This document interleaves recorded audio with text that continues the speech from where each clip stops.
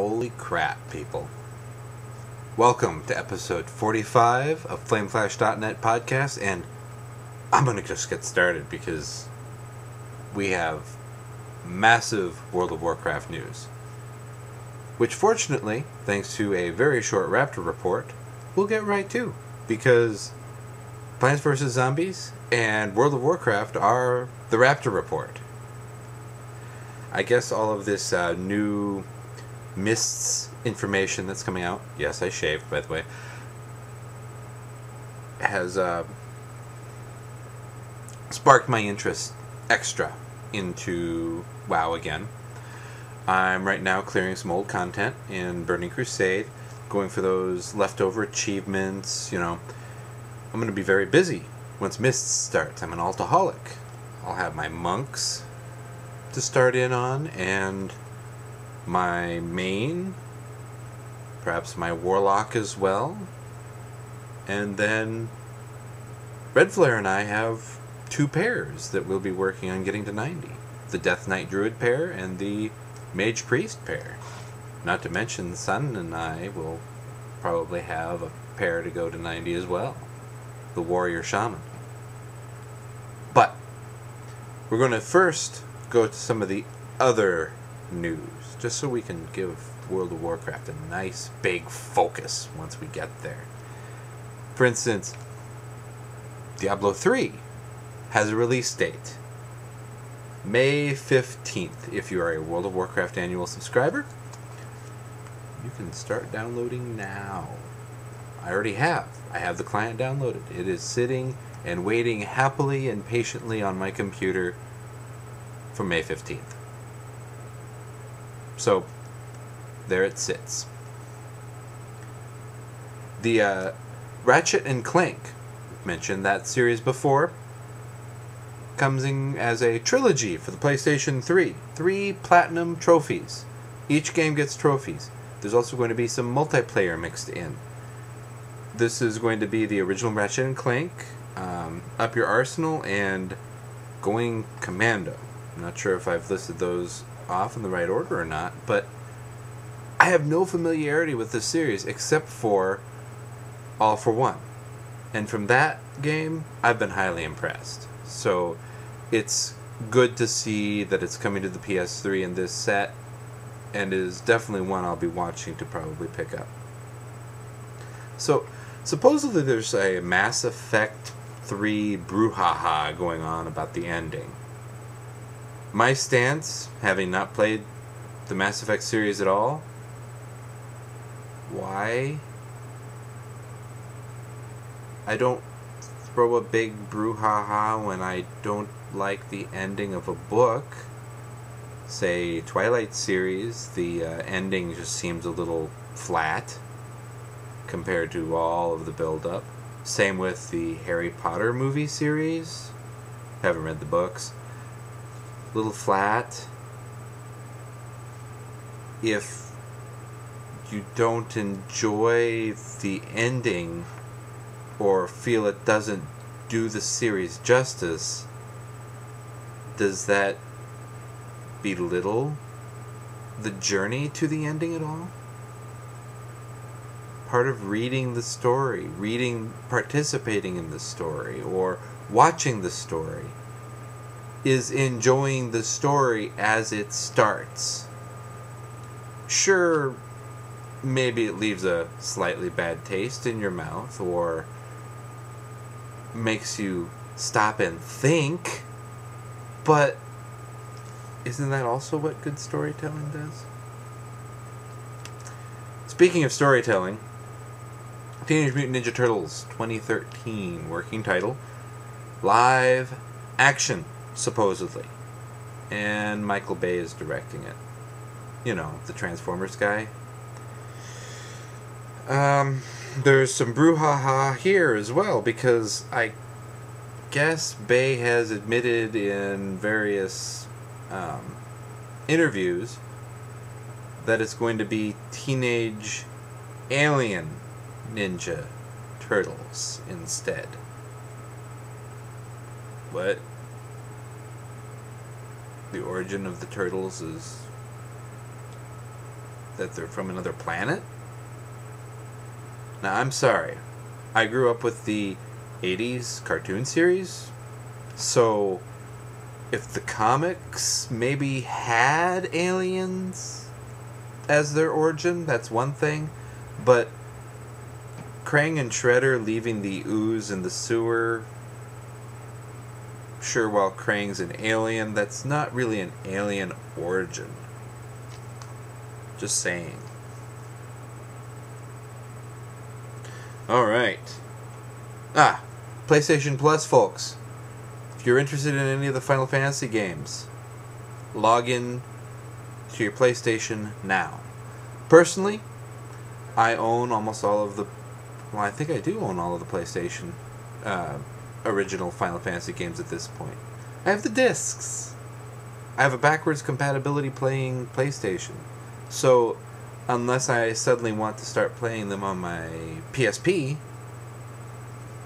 I have no need to download them or buy them. Might still look and see about Tactics.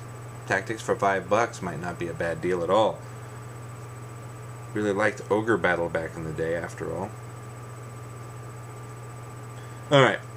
There's an AOL privacy warning out there. I've mentioned this before, but now we're going out of the beta, and if you download the update and agree to the new terms of service, you're going to have all of your conversations recorded for at least 2 months, if not indefinitely. What does this mean? It means watch what you say on AIM, especially if you go ahead and agree to these. I mean, any digital media is going to be backtrackable. So any text you send, any email you send, even though it's quote-unquote deleted, doesn't mean that it's gone. Keep that in mind when you send crap, because it may come back to haunt you. But one thing shouldn't be haunting you at all.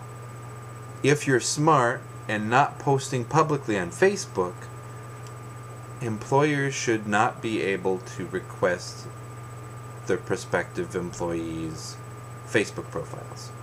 Now, this actually goes back to my recommendation last week of hold your passwords. Make an absolutely uncrackable password to Facebook. Log in on your home computer and forget about it. That's right. Forget your Facebook password. Let your computer remember it for you. So that way, if you're ever presented the awkward situation of, hey, I need to see your Facebook profile. Sorry. It's not that I don't want to help you, though that's true too. It's that I can't, because my Facebook profile and password are super secure. I am not willing to log into a foreign computer, yours, and reset my Facebook password just so you can satisfy your curiosity about my profile. I'm sorry, but this interview's over.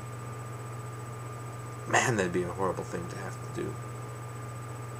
Haven't been presented that opportunity, but of course I would present my Facebook info if I remember the password.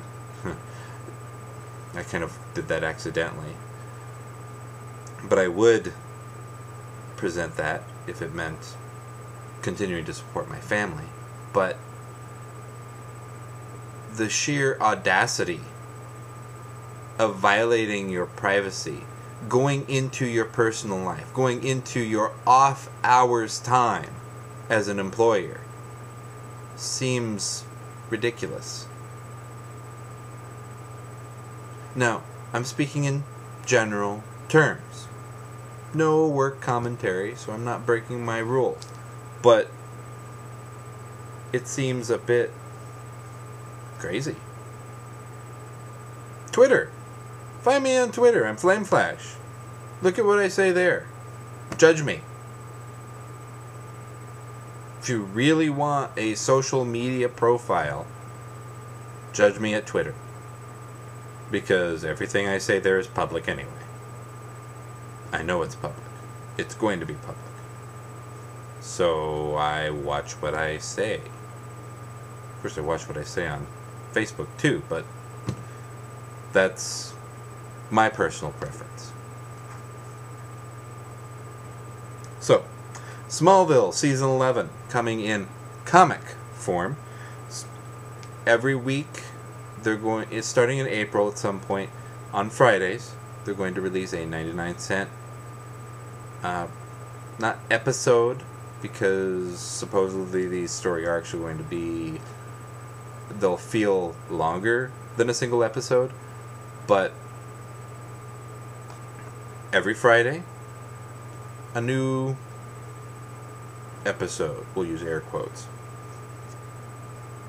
Then the next month, they're going to release it in printed form. So if you want first run, pick it up digitally. If you don't mind waiting, pick it up in print.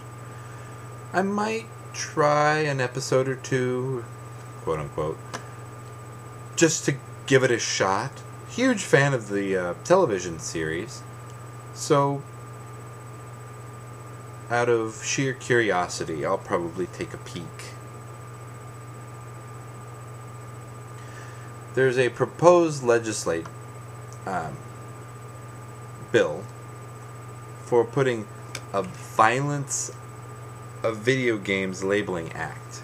Basically, forcing all game publishers to put a warning label on video games that some nonsense, non-science research has claimed video games could cause violent behavior.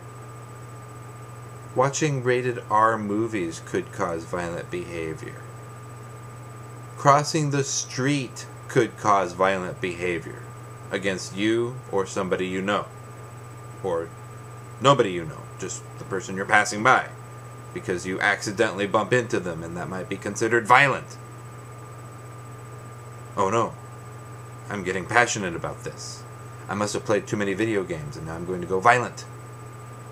No. Common sense, people. Having a Surgeon General's warning on cigarettes is one thing. It's real. We have quite a long history of real science at this point. Medical science. What do we have linking violent behavior to video games? A few very lame attempts at scientific research that can easily be debunked as situational. I'm sorry. I grew up with video games. My kids are growing up with video games. It's not inspiring violence here. No, it's not a scientific study. But neither are the quote-unquote studies that these politicians are trying to reference and hide behind. Do not pass go. Do not collect $200. Supreme Court says no patenting of genetics. Again, I guess this is a 150-year-old rule or something. Back then it was just, you can't patent nature. Some kind of drug study or blood test and seeing how it reacts and the process being patented. The Supreme Court came back and said, no, you can't patent that. Good. So my genes are mine still. I can live with that. I'm probably oversimplifying it, but I can live with it. Now, why am I so excited about Mists of Pandaria? First off, I'll announce on the podcast that I am launching Mom. Mists, Monk of Mists, I believe is what I've called it. Now I have to actually look it up. Yep, monkofmists.wordpress.com. That's right, a new blog. No, it doesn't replace flameflash.net at all. It's more of a partnership. It's going to be a consolidated location for everything Mists of Pandaria, everything Monk. By me. Because I'm going to try to actively participate in this beta. I have another job, I have other responsibilities, I'll want to play the live game too, but I'm really excited about the Monk, because it sounds like the Paladin and Druid classes. I love those classes. I'm highly impressed by the ability to tank, heal, or DPS. I want to get in on the ground floor this time. Saw the opportunity. Red Flare inspired a great name, and here I am. So feel free to stop by and ask Mom. Monk of Mists. Anyway. So, the betas are going out. They are literally going out. The Twitter feed is buzzing with Wowhead, WoW Insider. People are getting the beta invites. Supposedly it's based on how long you've been playing World of Warcraft and when you signed up for the annual pass. Well, we signed up pretty much day one, maybe the second day it was announced. So we're pretty close to the beginning of the line, which hopefully means I will be posting more information on Mom fairly soon. We'll just wait and see. But that whole worrisome fear that wasn't going to have enough room on my home servers, gone. 11 character slots. If you buy Mists of Pandaria, you get an 11th slot. That's simple. I wish they would go and simply remove the character per server restriction and make it so you have only 50 characters that you can have per account. But, oh well. Raid loot.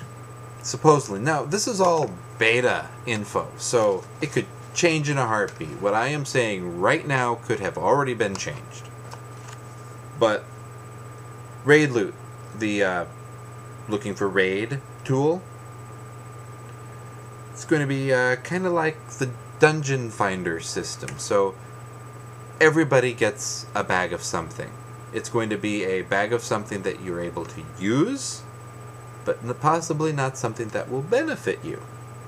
And it will drop off every downed boss. Cool. This removes the raid finder. Oh, in trade chat, somebody's saying, hey, queue with me. I'll pay you X amount of gold if you win the need roll for this trinket. Fellow healers. Roll need on it. Even if you don't actually need it. Just so that I can pay you gold to get it myself. Something seems wrong about that scenario. Does it to you? It does to me. But that's just somebody gaming the system. It works that way right now, so why not use it? They're fixing it for Mists. Supposedly 14 raid bosses too when Mists launches. Nice. All with the raid finder system in place too. Monk gets back auto attack. Not much more to say there. They tried it, they didn't like it, so they went back to auto attack. 4 cooking specializations. I am relieved that I have 4 near max or at max level characters who all have maxed out cooking. Awesome. So I'll have all 4 cooking specializations. Why in the world are we going back to a specialization system? No idea. The only specialization still in the game right now that has lasted all the way through: gnome, goblin, engineering. That's it. The armor crafting, weaponsmithing and all of that of blacksmith, gone. The leatherworking specializations, gone. Tailoring specializations, gone.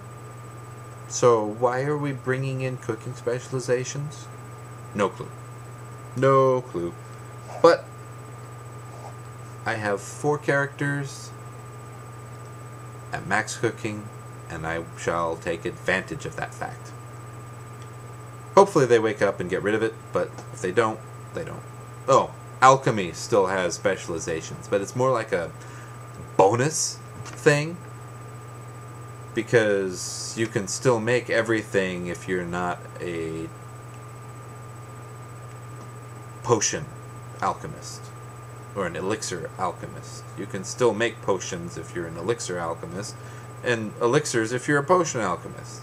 You just don't get a random chance of a bonus. Big deal.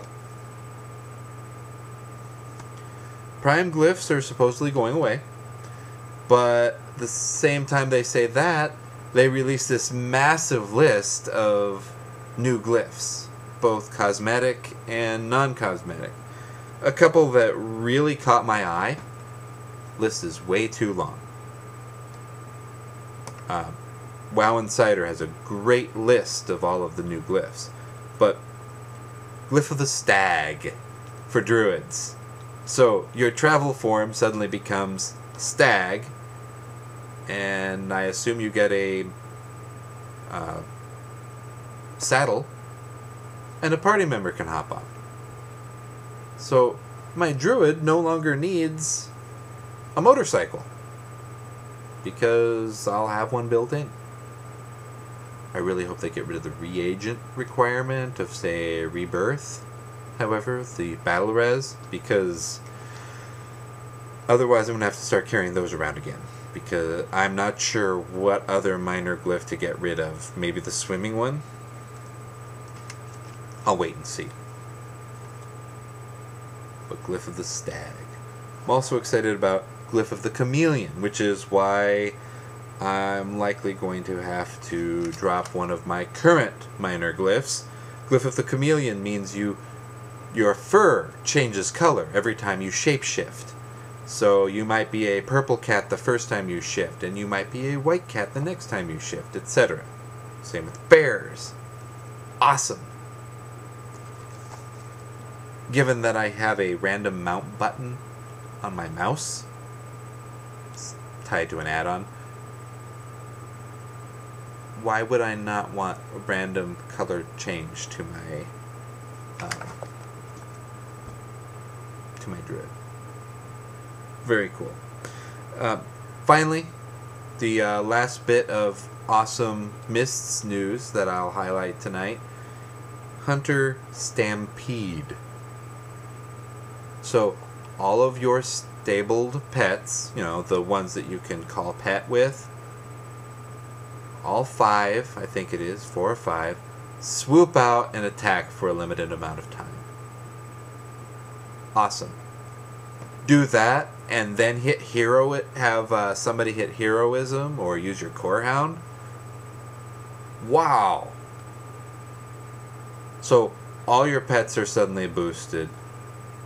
Everybody else is suddenly boosted because the core hound popped whatever the equivalent is to bloodlust and heroism, and boom. Everybody gets a little bit bigger and a little bit harder to kill. Surprisingly, I must be excited about this. Well, not surprisingly. So I am going to go and start converting this podcast. Feel free to stop by monkofmists.wordpress.com. I'm still Flame Flash, even on there. Signing off as Flame Flash. I have my name placeholder character ready to go for when I can create my first monk on the live realms after Mists launches. And I'm Flame Flash.